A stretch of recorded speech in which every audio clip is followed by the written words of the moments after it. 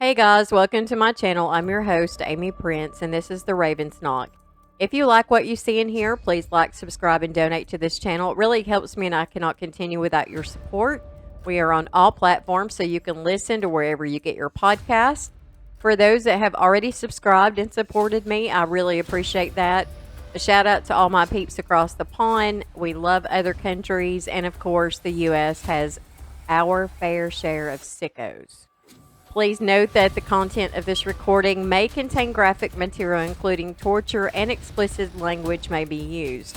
The opinions are of my own and may be offensive to some listeners. They are my opinions. Everyone has them. And if you do not agree, then ignore them like an adult and move on. Listener discretion is strongly advised.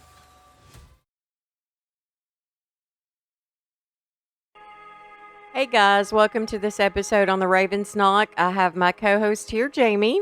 Hey guys. And we have got a very interesting story for you today. Again, it's one of those that are kind of out there, so I hope you have a good stomach. So I'll go ahead and get started. Between May 26th and May 27th, 2016, Iana Kasian's phone received 107 text messages, 44 notifications, 100 calls, and 16 instant messages, all that would go unanswered. Wow.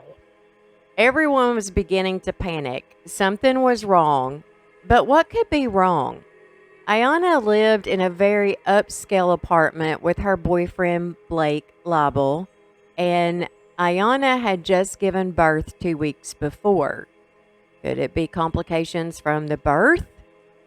Well, her mother was growing impatient as she had flown in from Ukraine to help her daughter with the baby, and neither Iana or Blake was answering their phones or the door.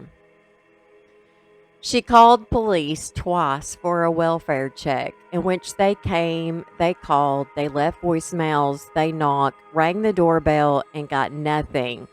So they left. Now, the last time Olga, which is Iana's mom, was there, she noticed that the upstairs balcony door was open. And so she yelled up to the door to get him to come and answer the front door. Mm-hmm. But she saw him just close the door and close the blinds. Wow. And that's the mother-in-law? It is. And she couldn't figure out why, because they all got along well, so it was just strange. Like, why is he doing that? Yeah. Olga was fed up and she called the police to come back to the home, but this time she had the landlord there waiting for them with the key. Now, the officers unlocked the door to find that the door would still not open. Apparently, the apartments had an extra security lock on the inside. After getting approval from their supervisor, they kicked in the door to an eerily quiet, dark apartment. No one was in the living room, on the balcony, so they go into the kitchen, and no one was in the dining room either. The door to the hallway was closed, and when they went to open it, they found that it was locked. So they kicked it in, only for it to also be extremely difficult to open. Something was on the other side of the door, holding it closed. It was a mattress from the guest bedroom. And once they made it in there, they noticed some blood staining on a headboard, but they still didn't find anyone. So that only left one other area, which is the master bedroom. Now, before they decided to bust in that door, the police called out, made themselves known, and asked if there was anyone in the room, and if there was, that they needed to come out now. At first, they got nothing. They then repeated themselves, and a male voice was heard that said he was afraid of being beaten up, so he wasn't coming out until his father showed up, and he was on his way. What does that sound like? I don't know. Like a toddler? I'm not coming out until my daddy gets here. Not today. Yeah. He said, Iana. You can't make me. Yeah, no kidding. He said Iana was fine. She was in the hospital and gave them the hospital name and room number. Now, as they were trying to verify this information, it wasn't long before a man appeared, but it wasn't his father, but a man that Blake had referred to as his father. He was actually his accountant and his mentor. His name was Stephen Green. That makes you say, well, what does that say about his dad? I know. My accountant is my father. Yes. So, y'all better not mess with him. So his name was Stephen Green, and Green stated that he had tried to make contact with Blake the month before, but he couldn't get in touch with him, which seemed very odd to him. And so when he got the call to come over, he came right away. So he was in the living room, and he used a cell phone to call Blake that was in the bedroom. Yeah. Now, an officer soon got on the line, and they talked Blake into walking out of the bedroom, and he did so wearing nothing but a pair of boxer shorts. Now, as soon as he came out of the bedroom, an officer screamed that the person they were looking for was lying on the bed. The detective heard his fellow officer and could tell by the sound of his voice that something wasn't right. It wasn't an ordinary finding, and they did come across a lot of deceased people, but this one was different. It took the cake? It did.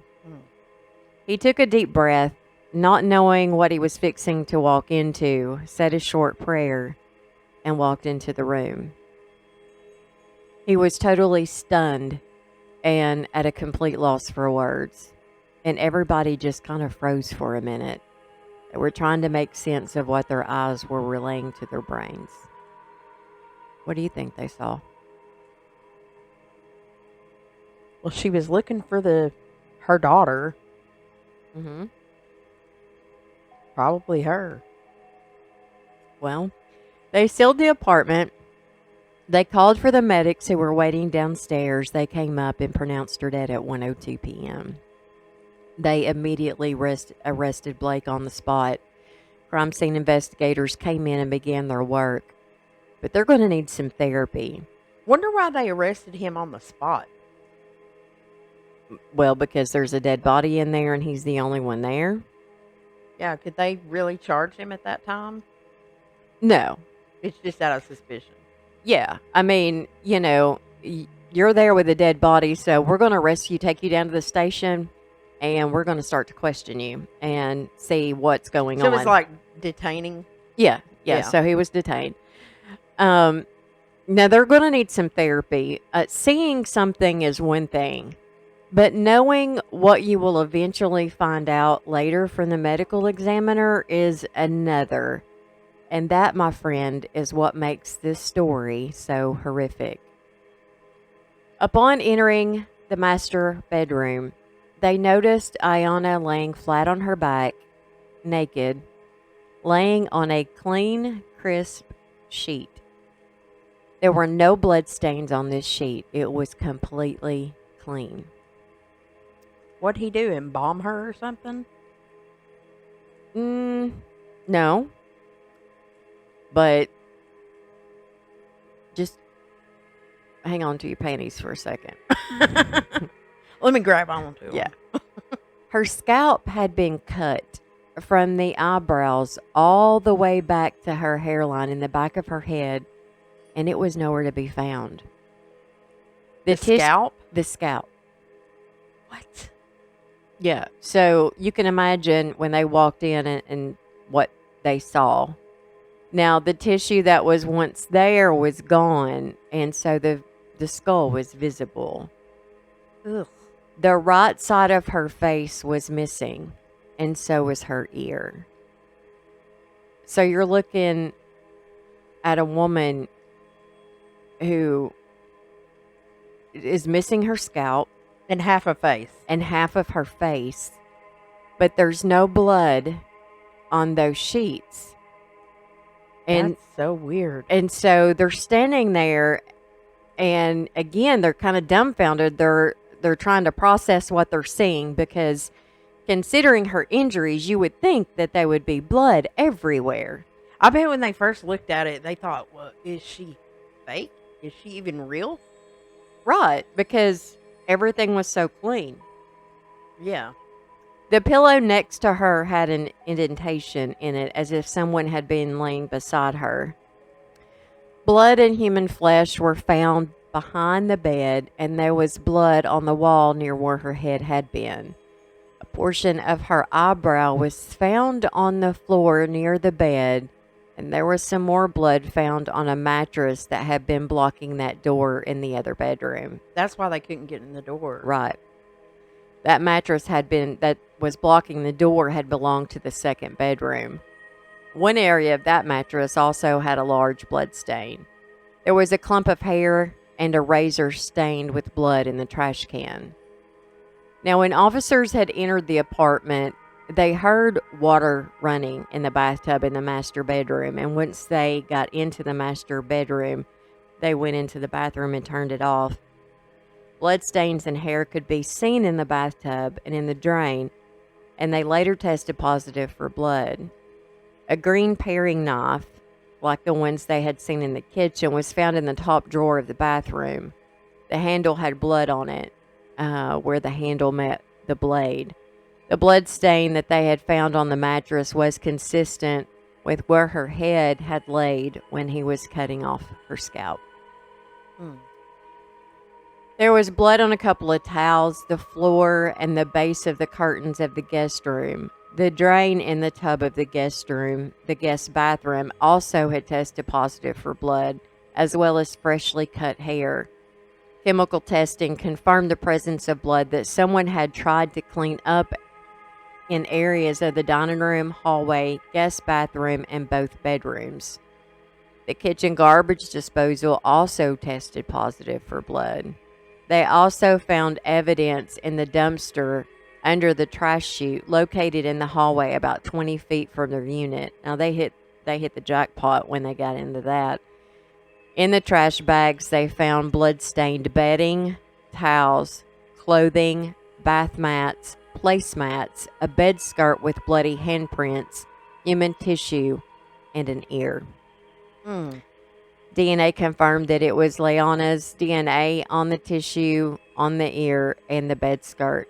Her blood was also found on the green knife, the master bath drain, the mattress in the master bedroom, and the blood found in various places of the master bedroom, including a diluted blood stain to the left side of the bed. Now, that diluted blood stain was a mixture from both Iana and Blake. Both of their DNA was found on the guest room mattress in the form of blood, and one that was used to the one that was used to barricade the door. Iana's DNA was found in blood on the headboard of the bed in the guest bedroom, the wall behind the toilet, and cabinet in the guest bathroom. So, just about everywhere in this house, there was either a piece of her, whether it was hair, tissue, an ear, or blood. But none on her person. No. How is that possible? You'll find out. Samples taken from Blake's left hand and fingernails also contained her DNA.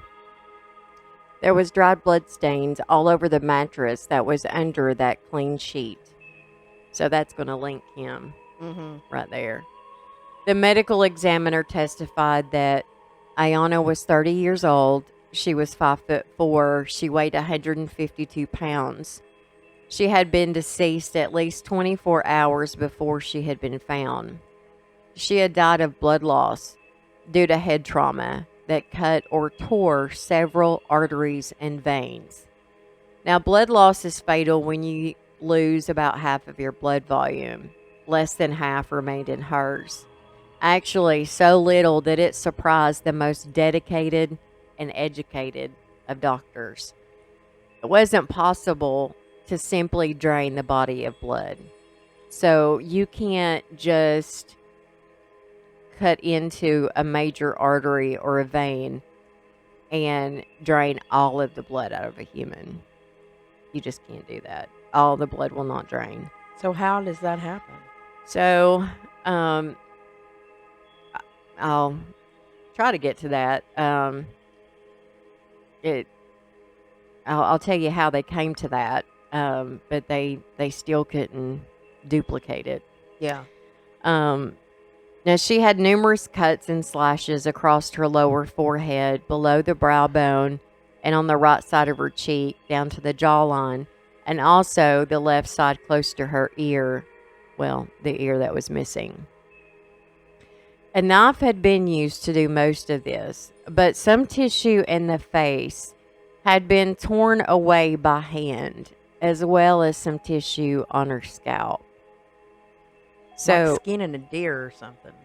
yeah. So what he could, like, he cut, and then he literally took his hands and pulled some of her scalp and some of the Jeez. side of her face. What would possess somebody to want to do that? I have no idea. And as we go on, that question's going to keep coming up, coming up, coming up. Mm. The medical examiner said, in his opinion, by looking at her injuries, he had taken a lot of time to do this. He stated that Iana had been in tremendous pain as she had defensive wounds, and she also had inflammation that was present. Now, if you guys have listened to my previous podcast, you know that this takes the body a few hours, before this inflammation can occur. And it only occurs when the heart is pumping blood. So she was alive. She was alive. Wow. Oh my gosh. That's horrific. Oh, yeah. Well, pieces of the scalp, the right ear, one eyebrow, and other soft tissue collected from the crime scene also showed hemorrhaging, which is also consistent with her being alive when this occurred. More than half of her blood was lost, and she had no blood in her heart, her veins, or her arteries.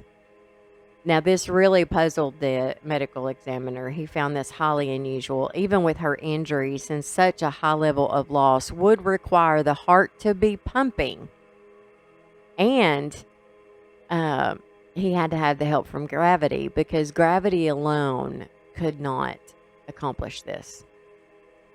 So, just to put this in perspective, he stated by placing Iana in a bathtub with her head lower than her feet, with water running over her scalp and ear, is the only way he could think of that you could come close to accomplishing this.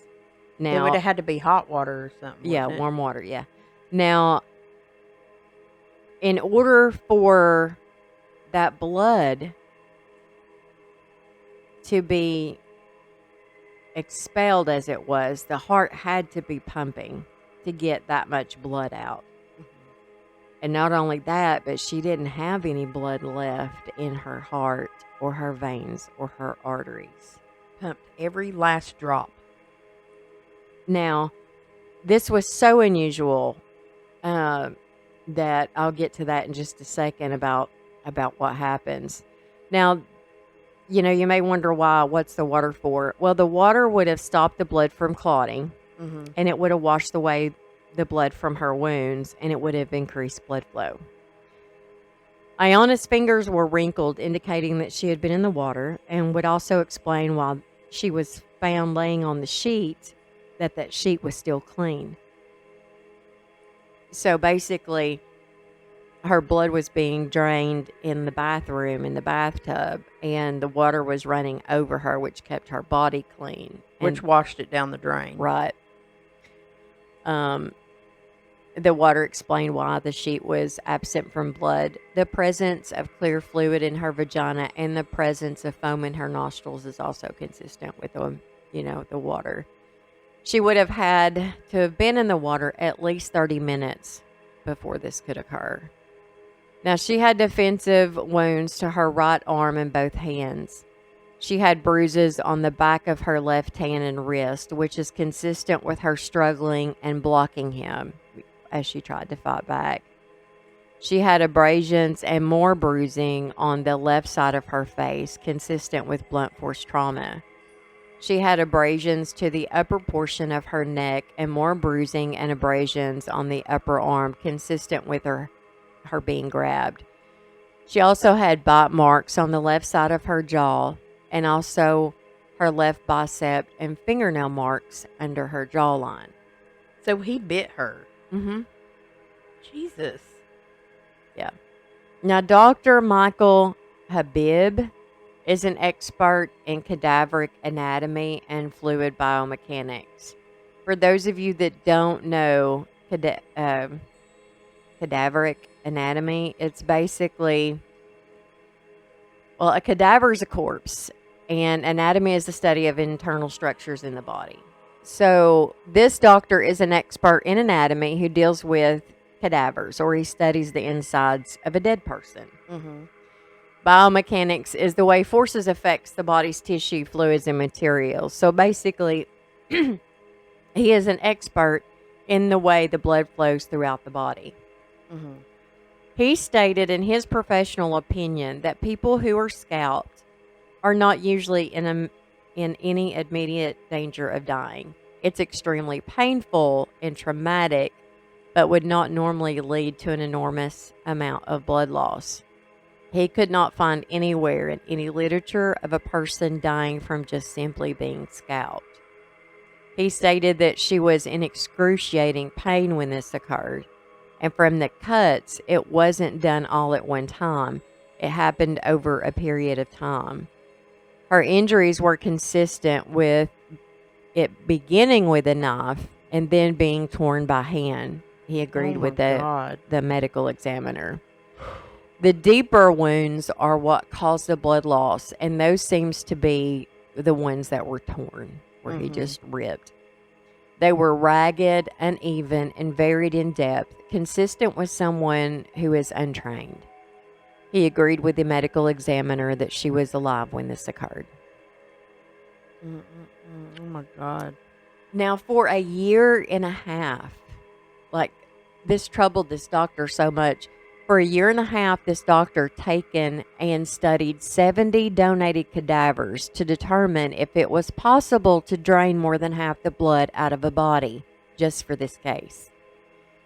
They used several external pumps to mimic the heart and made cuts to the carotid artery and the femoral artery, which is your biggest arteries, and selected 14 different vessels. And think of a vessel as like a vessel would be a heart or an organ.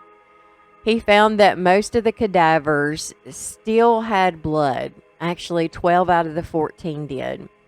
And while most still had blood, every single one of the organs or vessels had blood, including the heart. None of them lost all of its blood. Even using state-of-the-art lab equipment, he never came close to draining as much blood as Blake did to Iana. That's going to be an unanswered question, it sounds like. And he confirmed that she was alive during this process and that it took a lot of time and a lot of effort. In order to lose that much blood, the heart, again, still needed to be pumping it out, and gravity was needed. Because the injuries were to her head, face, and upper neck, her head needed to be the lowest point of her body to get rid of the blood. He also stated that reopening wounds would also help with this process. Now, Iana had lividity in her face, which was consistent with being upside down. Lividity is basically a pooling of blood. So when the heart stops pumping blood, the blood will pool wherever the lowest part of your body is. So if you're on your back, then your entire backside, probably your butt, maybe your upper shoulders, it is going to show. Kind of like your pressure points. Yes. Would pool blood. Yes. Yeah, and it's the lowest setting. And the skin will turn a bluish, purplish, pinkish color. Think of a bruise, a fresh bruise. Now, it is possible to, when somebody dies, for instance, her, if she's upside down, like they think she was in the shower. She dies. So she's going to have lividity in her face, in her head, because that's the lowest point. Mm-hmm. Now, if he moved her after that and say later on her side, Mm-hmm. then parts of her side, that's the lowest point, is going to also have some lividity. Mm-hmm. Because blood is also settled there, and for a period of time. Were they able to find lividity anywhere except for that spot? They did, but the majority of the lividity was in her face. But because they found lividity in other parts of her body, showed that she had been moved. Okay. So that was a giveaway. Well, that's interesting. I didn't know that. Mm-hmm. Evidence that blood was clean from the hallway between the master and guest room showed that the body had been in those locations. A crime scene reconstructionist reviewed all the photos, information, and evidence, and he noted that the mattress where Iana was laying had dried blood on it, and a large amount of blood was smeared and wiped, and blood had also been found on the wall behind this mattress. Now, the table next to the bed had a lot of blood spatter, and that told him that Iana was closer to the table than the wall while she was being attacked. It also showed to be consistent with Iana being attacked on that bed. Now, after the attack, the blood on the mattress had time to dry. So, imagine how long it takes for a large pool of blood to completely dry on a mattress. We know it was completely dry because the sheet that was placed over it was clean. It didn't absorb any blood. Oh, yeah, that makes sense. He agreed that she was moved to different parts of the apartment after the initial attack and before being placed on the bed. The blood in the tub in the guest room showed that she had been in that tub. He stated that the blood on the headboard was consistent with her wounds on her head, making contact with the headboard in 4 or 5 different locations, and that suggested that her head was moving at the time. Now, here's the part that kind of I had to reread, think. Sometimes that's not good for me. But going down rabbit holes there. Yeah.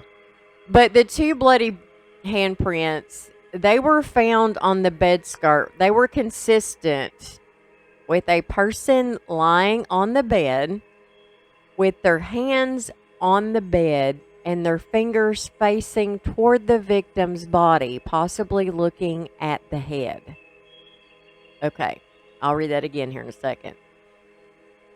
When you say bed skirt, I think of a skirt that goes around the bed in between the box spring and the mattress. Right. To kind of hide where you can't really see under the bed. Yeah. That little thing. That's what I consider a bed skirt. Yeah, where my kid used to slide all her toys. Yeah. So I didn't know that she had hidden stuff. Yeah, I didn't put them back where they belonged. Yes, there. So my question was, if the person is lying on the bed, then in order for them to get their hands on the bed skirt, their fingers would be facing the floor. Wouldn't you think? You would think. So I'm thinking that this person, this crime scene reconstructionist, is probably a man that don't know what a bed skirt is. It's possible. I mean, it could have been the comforter. I mean, true. The reason why could have been the bottom of the comforter. Yeah, the reason why I'm saying the comforter is because if you're lying on the bed, and just think about this, you put your hands on the bed and your fingers facing the victim. So imagine the victim's laying on the bed. Mm-hmm. You're going to put both your hands down on the bed, and your fingertips is going to be facing the victim. And it said, possibly looking at the head. So they're kind of at an angle, toward the head of the bed. Mm-hmm. So that's what makes me think maybe a comforter, because I don't see how you can do that on a bed sheet unless you're laying on the floor. But then Yeah. you couldn't really see on top of the bed, and that wouldn't make any sense. No, and if you Google bed skirt, it's the thing between the mattress and the box springs. Well, that's nice to know, because I learned a lot of stuff that what I thought was the actual thing. When I got to be an adult, I got embarrassed because that's not what you called it. Been there, done that. A drop cord. Go into Sears and ask for a drop cord. They look at you like you have 3 heads. Yeah. I had no idea it was actually called an extension cord. Yeah. Oh, that's not all. Insert foot in mouth.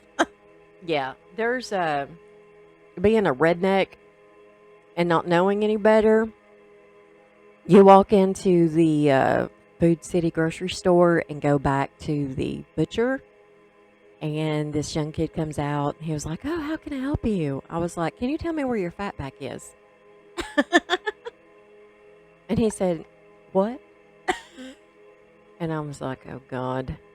I said, "Can you tell me where your fat back is?" "I don't know what you're talking about." Wouldn't I'm you have sorry. died if he turned around and said, "My back fat's back here"? Yeah, I know.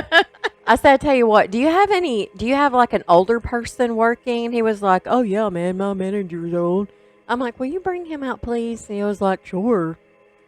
So he comes out and he was like, "Can I help you, ma'am?" And I was like, "Yeah, I was wondering where your fat back was." And he was like, "Oh, it's right over here." It's an age gap.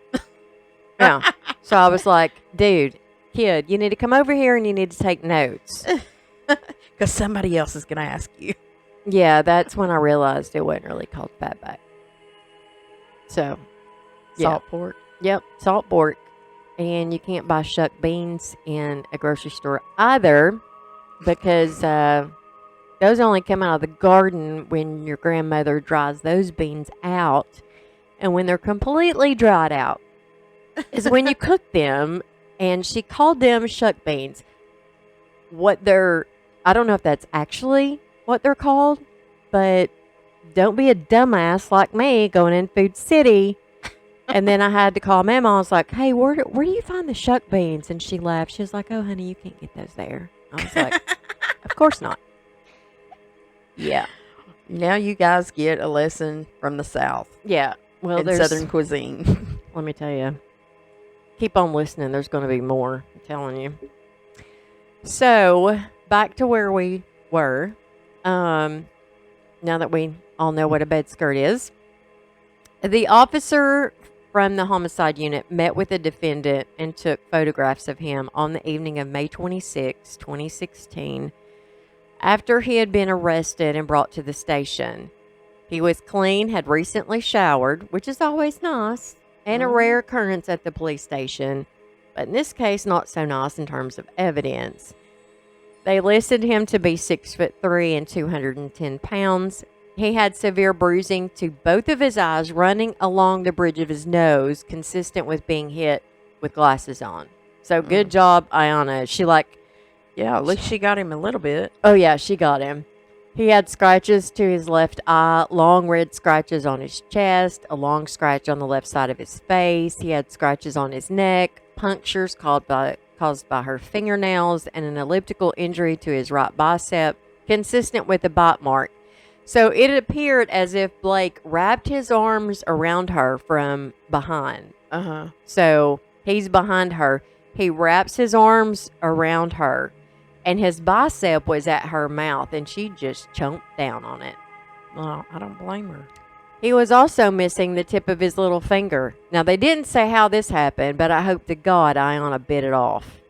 Either she bit it off or she got a hold of a gun and got him with it. Well, I really hope she bit it off, because I think that would be a little bit more painful. He also had bruising to both shins and a bruise on the top of his right foot. Okay. Are you sitting down for this one? I happen to be sitting down. Yes. Okay. I don't think I could reach this microphone if I wasn't. Really? I guess I could. I could raise it up. Everybody want to know how tall Jamie is? That'll be the question of the day for a blog spot. Yeah. See if you're really listening to our podcast. How tall is Jamie? So in 2010, Blake had a novel published. Now, the book was his idea, and he had to approve the writing, the art, as he was neither an artist or a writer. Mm-hmm. He approached two men for this task that were professionals, a guy named Robert Ryan and his partner David Quans. I'm assuming how you pronounce that. Now, at first, Blake wanted this to be on TV, but the partners stated they didn't think it would be successful, but a novel might be. So they decided on the book. Now, Blake attended 9 out of the 50 meetings that they had, and they saw Blake about every 5 weeks or so. They would submit their work, he would approve or reject it, and eventually it was finished. In 2014, Blake bought out Roberts' share of the profits, and so he was now the sole copyright owner to his book. Oh, wow. Now, the cover of the book, they presented several art images, and the one he picked was a doll with the top of its scalp removed, as well as the skull, and it exposes the brain. So this is the final image he chose for the cover of his book. Well, isn't that ironic? Oh, yeah. But there's more. Now, the book itself was about a doctor who studied serial killers. The doctor was trying to figure out if he could cure or treat serial killers, which is not a bad, I think that would be kind of cool for a book, Mm-hmm. But now Blake gave the doctor's last name his mother's maiden name. And this doctor lured an actress into his practice and ended up using her as bait for the serial killer. Now, she eventually was stabbed to death, but in parts of the book, it shows 2 victims who were hung from the ceiling. Both had been cut, and both were watching each other die by watching the blood drain out of their bodies. Wow. Yeah. So I wonder if he was planning on having a second victim and he got interrupted. I don't know. It also had a naked, decapitated woman pictured laying on the bed with clean sheets, which makes me wonder And that's if he what wasn't what done. we found. Right. Jesus. Yeah. This guy, okay, so don't it make you wonder, did he write the book and then plan the murder? Or was the writing of the book the planning of the murder and he planned it all along? Did he write the book before he met the wife? Yes. It was done in 2010. So the book was written before they had actually met. Interesting. So I wonder if he just acted out his fantasy in the book. I wonder if he... You said she was from Russia? She was Or from the Ukraine? Ukraine. Okay. So now, I wonder, since he wrote the book first, then he went shopping for a wife. An Well- actress. Just hold it right there. Hold that thought. Okay. Now, after the book was published, Robert introduced Blake to his girlfriend named Karen. Blake stated that she was the real Karen. Karen was the name of the actress that doctor had got to be the bait for the serial killer. He named her Karen. Oh my God. So when he introduced Blake to his girlfriend named Karen, and he said, she's the real Karen. Now, if that doesn't make your hair stand on end, you may need to check yourself. My God. It does. That's crazy. Now, this novel became important to the case as things listed in the book had become a reality. Now, the defense stated that it was irrelevant. How? He wrote the book before the murder, and it's copycat. He copycatted himself. I know. I'm telling you, I swear to God, I don't think I could be a defense attorney. I mean, especially when you know for sure that the person that you're representing is guilty. Mm-hmm. Yeah, Like, then you got to come up with some way to. yeah, to get them a fair trial. And just, let's just say, for instance, if you knew somebody actually murdered somebody like this, and you done your best, you done your job to give them a fair trial, and whatever. And if they were to get off, how could you sleep at night? I know. I don't Because then he'd understand go out that. there and write another book and do the same thing again. Yeah, like Because he done got by with it once. I mean, no, don't get me wrong. I would love to like defend somebody that was like super innocent. I wouldn't mind taking that all the way to the hilt. Yeah. But when you're a defense attorney, especially like a court appointed, So I'm curious, are there any defense attorneys listening to us? We would love to get your input on. especially if you're like a court appointed one, because I'm not so sure you have, if you're a court appointed attorney, that you really have a choice on the cases that you can agree to represent or not. I don't know. Say that somebody was being charged with murder and they couldn't get anybody to take their case. Is the court required to appoint them an attorney? Yes. Even Yes. You having what if they can afford an attorney? It doesn't matter. You having a right to an attorney, regardless. If you can afford it or not. If you can afford it or whether you cannot afford it, you having a right to an attorney. That's why I'm saying I'm not sure. I guess I can ask my lawyer friend Tyler about this, but I'm not sure if it's like a court appointed, like if they have a choice on, I don't know if courts have like, say 3 court appointed attorneys, and if 2 of them turned it down and then it came on your desk, if you absolutely had to take it, whether you wanted to or not. Mm-hmm. You know what I'm saying? So I just wonder about that. Like, I couldn't be a court appointed attorney. Now, I could be a prosecutor all day long. I bet. Oh, God, yeah. I could be a prosecutor all day long. So the prosecution stated that it was relevant, and the judge sided with the prosecution. Hallelujah. And told the defense that the jury could decide if it was relevant or not. So I'm proud of that judge, because usually stuff like that, gets swept under the rug. Now, to try to get some answers to why this happened, Blake came from money and both sides of his parents. Born on May 8th, 1981 to Lauren and Eleanor Leibel, his father was a former Olympian sailboat racer and a billionaire real estate developer. His mother, she just kind of came from money. Her father built a plastics company, and she was left with a nice inheritance. Now, Lauren and Eleanor separated when the kids were young, and, Blake also had a brother. Blake chose to live with his mother, and his brother chose to live with their father. Now, Blake was afraid of their father and spent the majority of his childhood trying to make him proud. It seemed as if his father's favorite was his brother and not him. And his brother was very successful. Other than this, it seemed like they had a very decent childhood. I couldn't really find anything that proved otherwise. Mm-hmm. I do know that Blake was very close to his mother.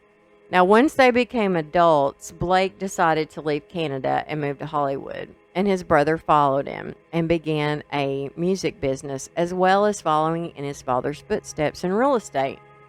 Now, just to give you an idea of kind of what Blake was up against in terms of his brother became the first 23-year-old to own a $1.2 million Ferrari.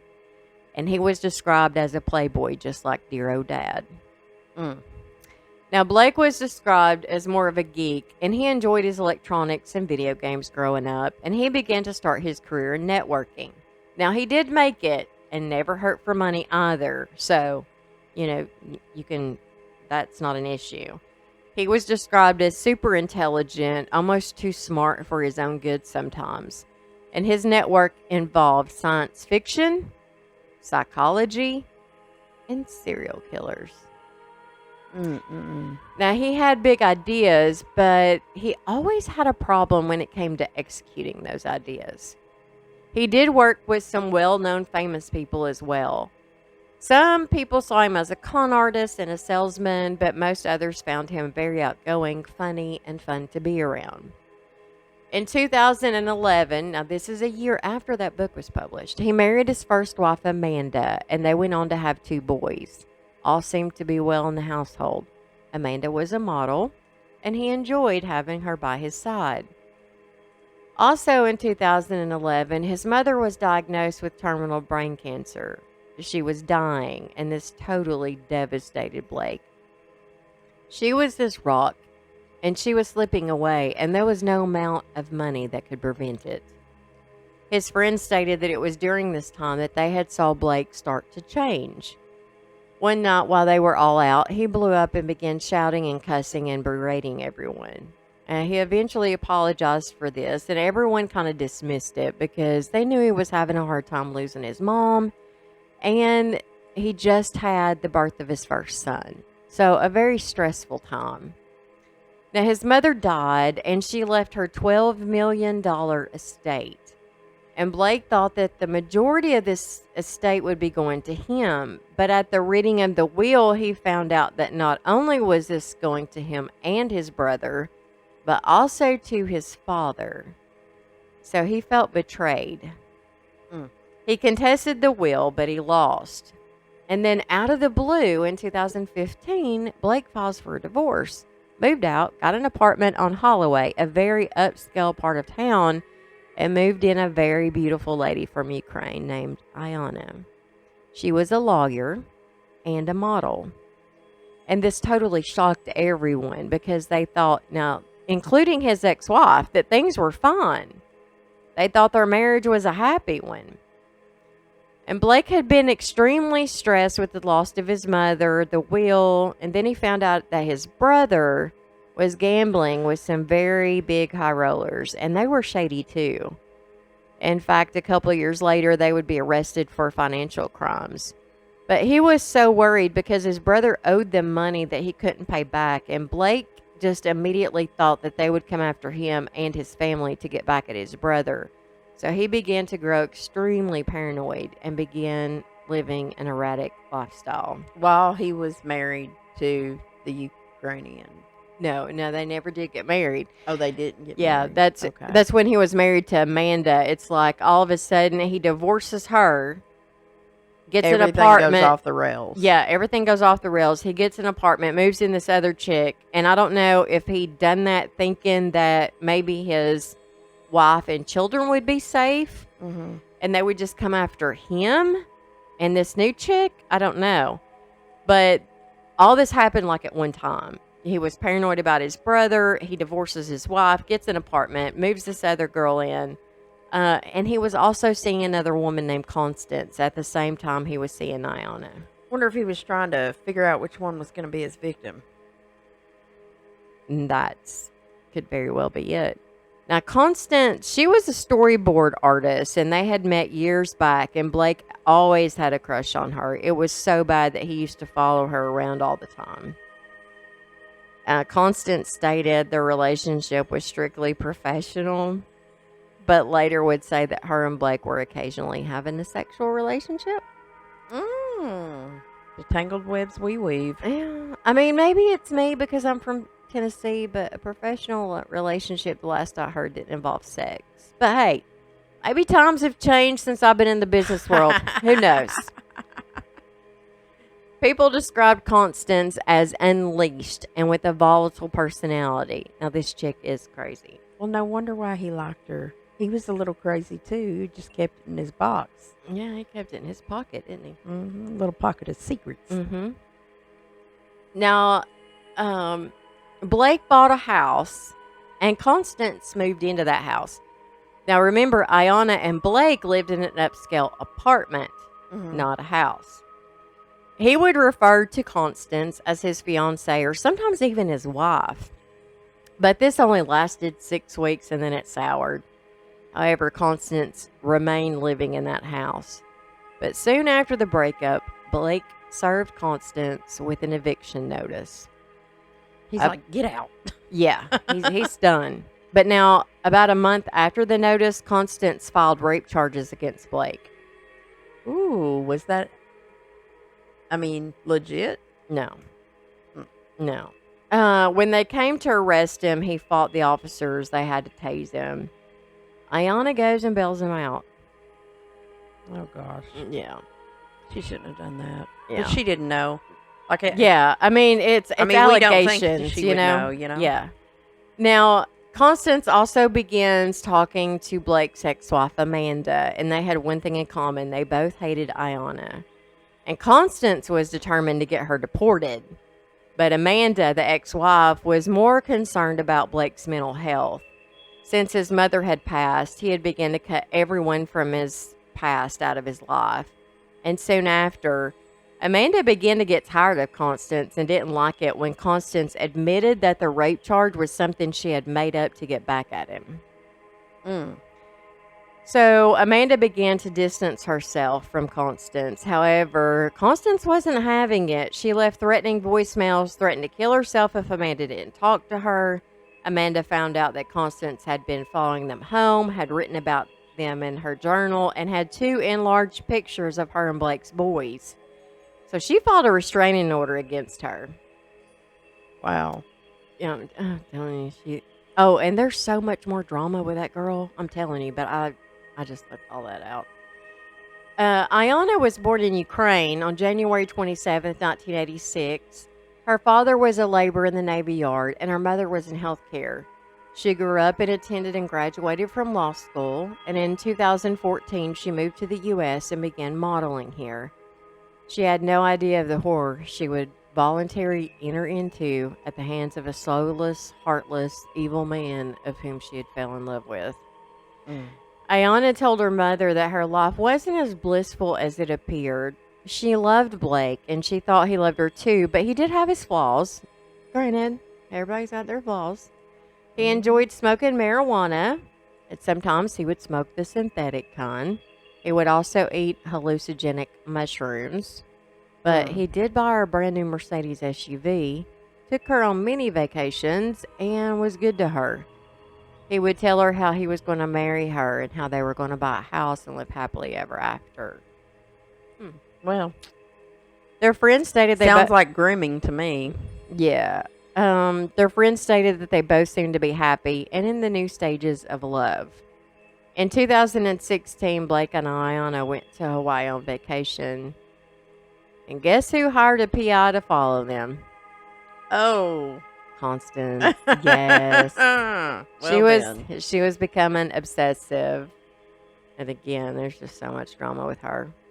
Did they try to bring her in as part of the murder suspect or anything? No. They didn't even go that route? No.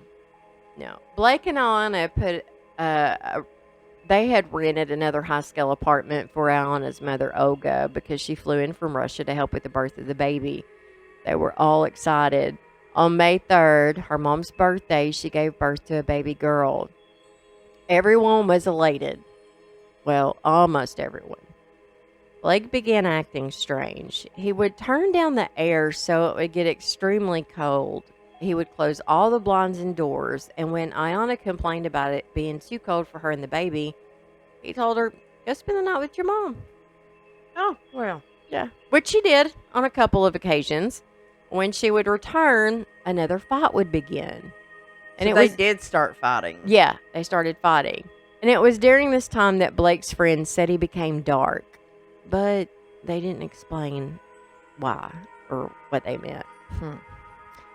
After the murder, the detective stated that Blake was totally emotionless. His friend came to see him in jail and told him that they were going to hire the best defense attorneys. But he was dumbfounded when Blake didn't realize how much trouble he was into. Blake thought he would be out that day. Yeah, he probably thought he could buy his way out of it. Yeah. Now, he ended up firing all the high-profile attorneys, saying that none of them didn't give a shit about him. They just wanted his family's money, and he wasn't going to give it to him. Instead, he hired the public defender. Yeah. That's laughable. I know. Now, this didn't turn out well. That's arrogant, too. Yes. The arrogance. Yeah. So it didn't turn out well. But I'm not sure what any defense lawyer could do despite how much money you had. But then again, I think of the O.J. Simpson case, and that makes me question what I just said. Yeah. I bet. I mean, then there's that. Yeah. One friend thought that Blake had been set up by the Russian mafia. Now, that should tell you something. It was easier for him to believe that than knowing that his friend tortured his wife and killed her. That's disassociation to its finest. But now, Iana's family loved Blake. They described him as a gentle person, outgoing, had no idea whatsoever that she was in danger. Actually, no one did. No one had a clue. No suspicions No, whatsoever. it's almost like... That's what makes it so damning. Like, that's insane. Yeah, it's almost as if, like, he loses his mother and the spiral starts. You know, he has a new baby that adds stress. His brother's dealings with the people that he was with.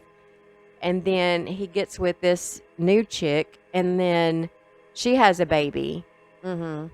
And it's like, I don't know. It's almost the perfect storm. I know. I don't know, like, what flipped the switch. But it had to send him in some kind of psychosis. But either way, he's a danger to society all the way around. Oh, yeah. Yeah, definitely.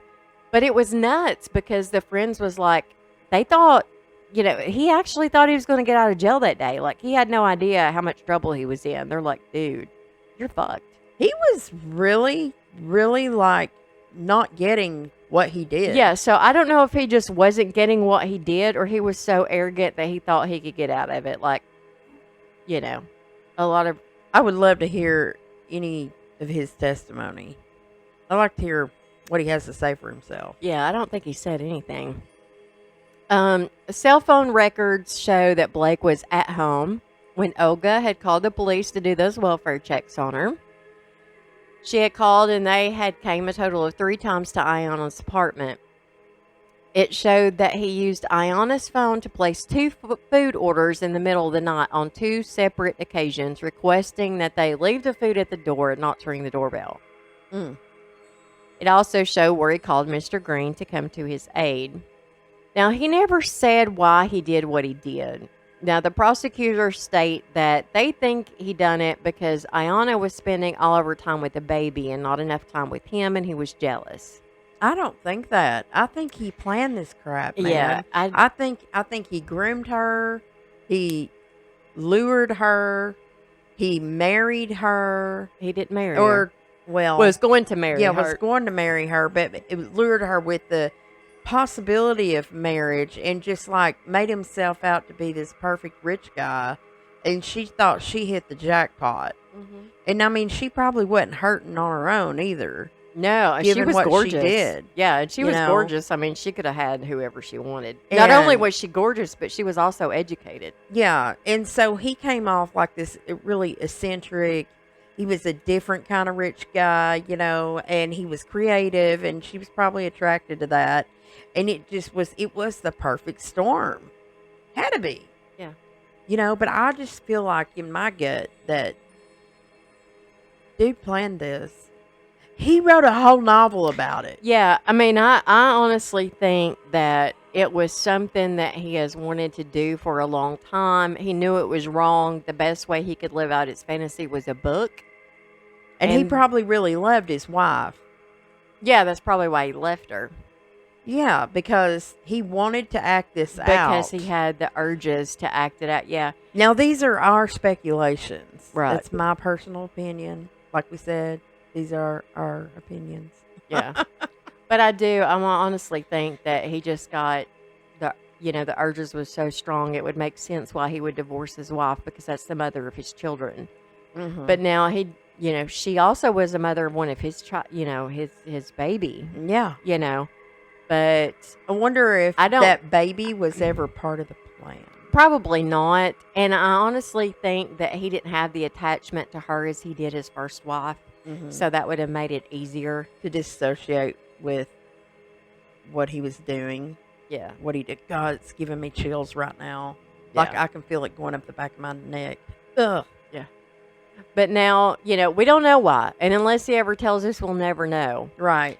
But in court, he was found guilty on 3 of 4 counts. He was guilty of aggravated mayhem, torture, and murder. Now, the assault with the intent to commit a felony was dismissed. The case did have special circumstances, and on June 26, 2018, he was sentenced to life without the possibility of parole on all counts and a 2-year consecutive term for the deadly weapon. You mean he didn't get the death penalty? No. Why? I don't know. I don't know why they didn't pursue that. He also has to pay restitution. And their baby girl lives with Iana's mother, Olga, and her sister in Ukraine. Her mother had to miss Iana's funeral because she had to be in court to deal with the man who took her away. Oh my God. Are you kidding me? No. They couldn't reschedule that. I know. That's the really sad part. You know. Yet again, one more piece of injustice. But that wraps up this episode of the Raven Knocks. I hope you enjoyed it. Please like, subscribe, and support the show. Thank you for those who already do. I appreciate it so much. We also launched a new website. If you go to www.southernsassproductions.com, you will find us there. You can also email us. We are going to have blogs posted in the future. And hopefully one day we'll have some merchandise if we can make a little money. Yay, we've been working hard on it. Yes. So until next time, you guys stay out of rest stops and be safe. Stay safe, guys. Peace out.